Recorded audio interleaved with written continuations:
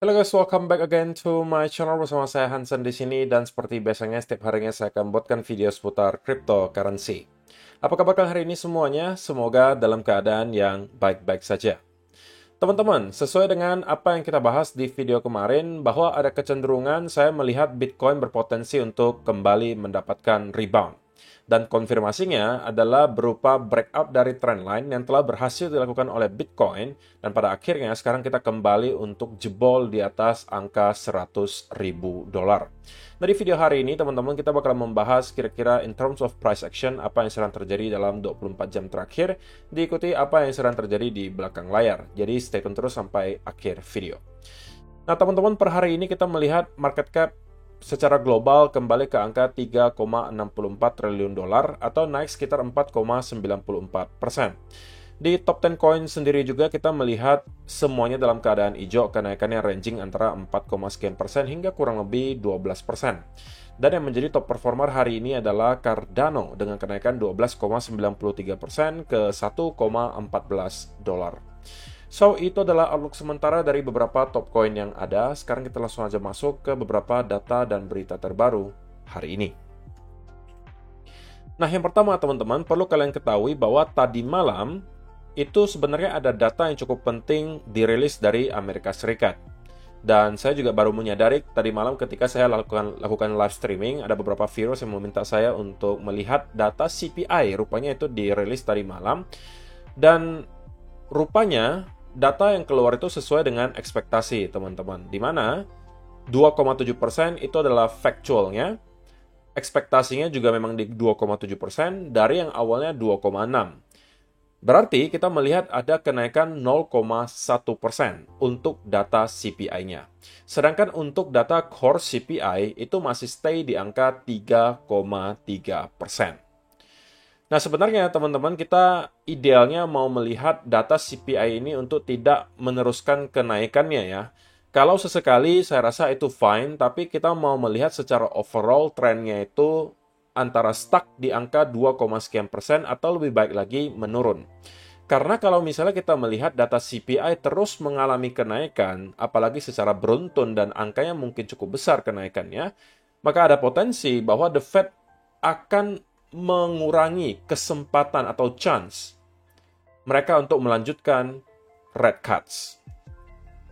Karena kalau mereka terus melakukan rate cuts, sedangkan inflasi terlihat mengalami kenaikan secara beruntun, maka yang terjadi bisa aja kembali lagi ke tahun-tahun lalu, di mana kita melihat inflasi di Amerika Serikat itu sangat tinggi, ya diakibatkan The Fed itu pada saat itu menerapkan suku bunga yang sangat rendah.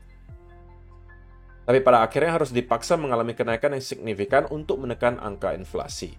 Nah, sekarang kita sudah melihat angka inflasi selama berbulan-bulan, sebenarnya tren 1 tahun terakhir itu masih tetap turun, tapi 2-3 bulan belakangan kita sudah melihat ada start indikasi gitu ya, bahwa data inflasi itu ada kemungkinan untuk start kembali mendapatkan rebound. Jadi itu yang tidak kita harapkan. Dan mudah-mudahan ya, data bulan depan menunjukkan kembali adanya penurunan atau at least kita stay di angka yang sama. Nah, hari ini juga kita akan melihat satu data lagi yang menurut saya juga cukup penting, yaitu adalah data initial jobless claim, continuing jobless claim, dan juga sebenarnya ada core PPI yang tidak kalah penting menurut saya. Ketiganya itu akan dirilis di pukul 20.30 waktu Indonesia Barat. Ini mungkin bakalan kita lihat sama-sama juga datanya seperti apa. PPI juga, tidak lupa teman-teman. Jadi ada 1, 2, 3, 4. 4 data yang menurut saya cukup menarik nanti malam. Kemungkinan kita bakalan langsung lihat juga hasilnya ketika live streaming. Untuk teman-teman yang tidak tahu, saya rutin banget melakukan live streaming di channel satunya, yaitu adalah Altcoin Indonesia, di mana hampir setiap malam saya lakukan live streaming kurang lebih di jam 7 atau jam 8 waktu Indonesia Barat. Jadi kalau misalnya kalian tertarik untuk diskusi bareng, untuk nonton bareng, mantau bareng, kalian bisa aja langsung subscribe ke channel Altcoin Indonesia dan kalian hidupkan lonceng notifikasinya supaya kalian tahu setiap kali saya melakukan live streaming. Oke teman-teman, berikutnya kita melihat data terbaru menunjukkan bahwa spot Bitcoin ETF masih belum berubah. Beberapa hari terakhir kita melihat inflow terus-menerus terjadi. Kali ini datangnya dari ARK Invest, membeli sebesar 521 Bitcoin. Fidelity menambah 1.205 Bitcoin. Dalam kurun waktu 3 hari, teman-teman, Fidelity itu udah berhasil melakukan akumulasi 5.200 Bitcoin. Sedangkan BlackRock itu stay di angka yang sama alias tidak ada inflow untuk data terbaru. Nah, teman-teman, perlu kalian ketahui bahwa untuk sekarang, jumlah Bitcoin yang dipegang oleh spot Bitcoin ETF itu bahkan sudah melebihi yang dipunyai oleh Satoshi Nakamoto itu sendiri. Jumlahnya sudah lebih dari 1 juta Bitcoin yang berhasil diakumulasi oleh spot Bitcoin ETF. Padahal perlu kalian tahu, spot Bitcoin ETF di Amerika Serikat itu baru aktif bertransaksi dari awal tahun ini, teman-teman. Jadi, dalam kurun waktu tidak sampai setahun, kita melihat spot Bitcoin ETF berhasil meraup lebih dari 1 juta Bitcoin. Sedangkan supply Bitcoin itu tidak akan bisa ditambah sampai kapanpun, teman-teman. Ini sudah diprogramkan sampai kapanpun akan 21 juta Bitcoin. Dan setiap 4 tahun sekali, terus akan ada halving terjadi, tidak ada yang bisa mengubah hal itu juga, semuanya sudah diprogramkan, dan itu akan terus-menerus berjalan. Itulah menariknya Bitcoin, bahwa mereka tidak bisa dikontrol oleh siapapun. Ini juga tidak bisa diubah oleh siapapun. Tidak ada orang-orang yang mungkin greedy, yang serakah, yang kemudian bisa menciptakan Bitcoin yang baru, kemudian untuk dijual ke publik. Nggak ada. Kalau kita bicara fiat, kapanpun pemerintah merasa perlu liquidity tambahan, mereka bisa aja mencetak uang baru. Jadi supply-nya itu tidak terbatas, teman-teman. Itulah kenapa banyak orang mengatakan bahwa kalau kalian memegang fiat, alias kalau kalian punya penghasilan dan kalian hanya menabung ke bank konvensional, teman-teman, maka uang kalian itu dari tahun ke tahun bukan yang bertambah sebenarnya, tetapi tergerus oleh inflasi. Maka sangat tidak disarankan kalau teman-teman mempunyai penghasilan yang lumayan, misalnya, sudah lebih dari cukup untuk pemakaian sehari-hari, lebihnya tidak disarankan untuk ditaruh di bank. Kenapa? Karena ya kalian taruh di bank, itu tidak mendapatkan hasil apa-apa. Tidak ada interest yang bisa mengalahkan inflasi. At least, teman-teman mungkin bisa masukkan ke obligasi atau reksadana. Itu adalah mungkin instrumen yang resikonya sudah paling kecil. Jika kalian bandingkan dengan yang lain, seperti contohnya saham, emas, atau lebih lagi kripto. Tapi kalau kalian yang punya profil resikonya tinggi, terutama untuk teman-teman yang mungkin masih muda lah, yang masih antara umur belasan sampai 35 tahun, saya rasa itu masih tergolong cukup muda. Mungkin kalian bisa mempertimbangkan opsi untuk fokusnya di kripto. Kenapa? Karena walaupun memang volatility-nya cukup tinggi, tapi mereka membawa potensi reward dan juga sangat besar, teman-teman. Ini dengan catatan kalian mengerti bagaimana cara untuk nge-handle volatility-nya ya. Dan yang bisa saya katakan adalah bukan dengan cara menggunakan leverage. Karena kalian harusnya sudah tahu sampai hari ini bahwa beberapa minggu belakangan, hampir setiap hari kita melihat ada likuidasi yang angkanya sangat besar. Bahkan rata-rata itu di atas 500 juta dolar. Menunjukkan bahwa banyak sekali orang yang tertarik untuk menggunakan leverage yang sangat besar ketika trading. Dan ujung-ujungnya mereka justru ke liquid. Orang-orang seperti itu masuk ke market saya rasa dengan mental ingin kaya raya cepat. Dan itu adalah mindset yang salah. Baik kalian masuk di kripto, masuk di saham, masuk di forex, kalian tidak boleh mempunyai mindset untuk mau kaya raya cepat. Karena kalau mau kaya cepat, maka pasti keputusan yang kalian ambil itu akan salah. Antara kalian trading tanpa menggunakan stop loss, atau kalian bakalan trading menggunakan size yang sangat besar. Karena pemikiran kalian pasti begini, wah, saya kalau misalnya cuma ambil posisi dengan size yang kecil, cuannya nggak seberapa kok. Mending saya gedein aja sekalian, siapa tahu jackpot. Nah, itu sudah, kalau kalian sudah mempunyai mindset seperti itu, otomatis itu sudah merupakan mindset gambler, teman-teman. Karena kan kalian mikir, kalau ini profit, ini jackpot nih, naiknya langsung tinggi. Nah, tidak seperti itu caranya. Kalian mungkin bisa sesekali hoki, teman-teman, tapi itu akan membentuk habit yang salah. Ujung-ujungnya, kalian bukan mempunyai mentality seorang trader atau investor, tapi merupakan gambler. Jadi itu harus kalian hindari. Nah, teman-teman, apa yang sedang terjadi dalam 24 jam terakhir ke Bitcoin? Di video kemarin, kita telah membahas ya, bahwa potensi Skenario yang probabilitasnya paling tinggi adalah menurut saya Bitcoin bakalan mendapatkan rebound. Apa yang bisa mengkonfirmasi hal tersebut atau mempertinggi probabilitas bahwa kita akan mendapatkan rebound signifikan adalah jika kita berhasil untuk break di atas area trendline ini sekaligus area 98.200 sampai 300-an, atau saya sampaikan pada saat itu baiknya lagi 98.500-an. Nah, kalau kalian perhatikan secara jeli, ketika kita berhasil untuk break di atas 98.500, teman-teman, itu adalah awal di mana kita mendapatkan momentum yang lumayan signifikan di sini. Nah, kalau ada dari teman-teman yang berhasil memanfaatkan setup yang kemarin saya bagikan, maka saran saya adalah secepatnya untuk menggeser stop loss-nya sekarang ke arah entry.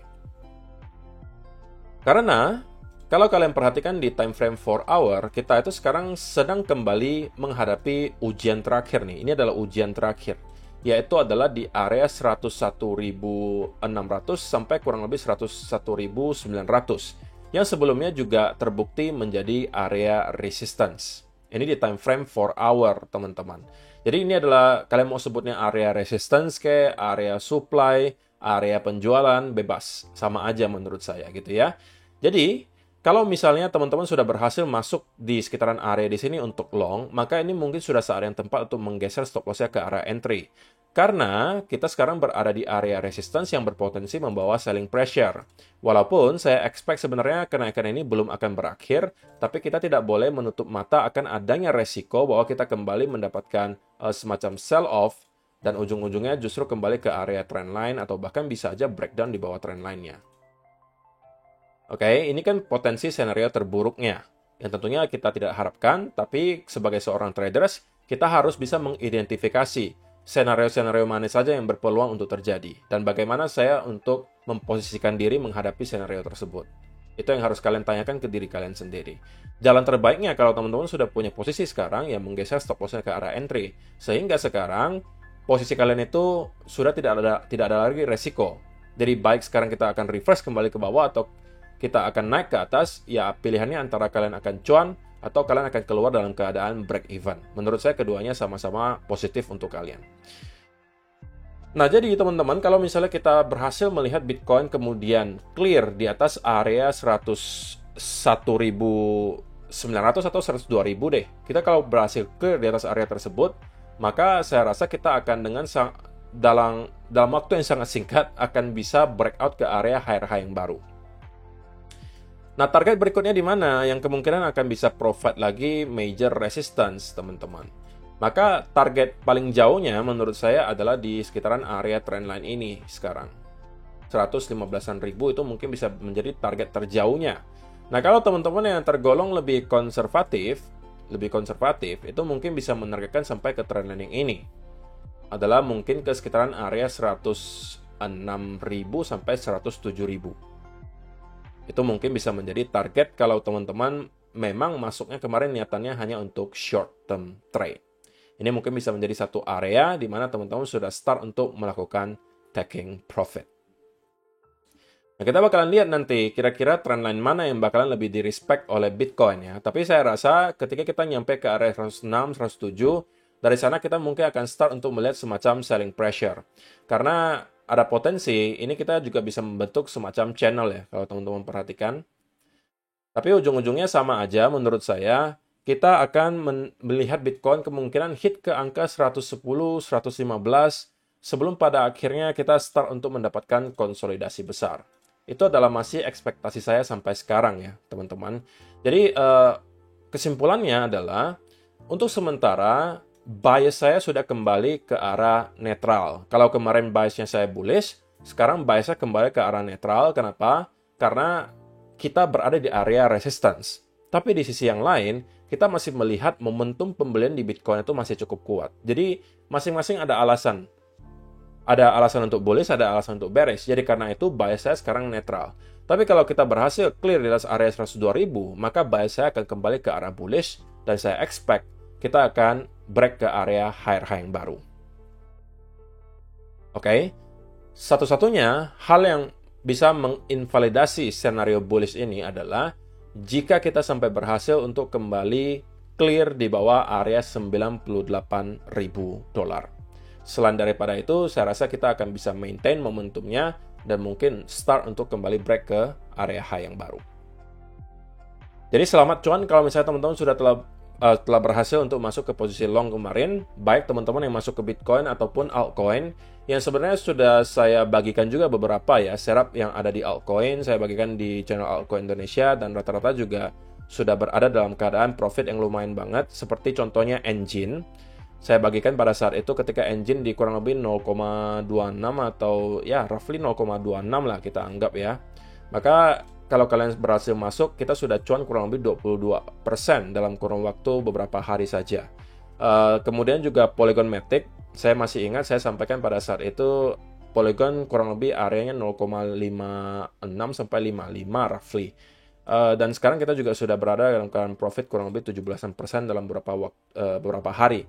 Jadi overall merupakan hari-hari yang cukup baik untuk kita-kita yang merupakan traders, dan saya expect bahwa momentum bullish kemungkinan masih akan berlanjut. Selain daripada momentum yang terlihat cukup kuat di Bitcoin, kita juga melihat total juga menunjukkan hal yang sama, bahwa ada potensi V-shape recovery itu tercipta, dan kita kembali berhasil untuk reclaim di atas area trendline ini. Menurut saya adalah satu hal yang cukup baik, dan itu membawa potensi kita untuk break ke area high baru, bisa aja juga didukung dengan kenaikan yang signifikan oleh altcoin. Terima kasih untuk kalian yang telah menonton sampai selesai video hari ini, semoga bermanfaat untuk kalian semua. See you in the next video. Bye-bye.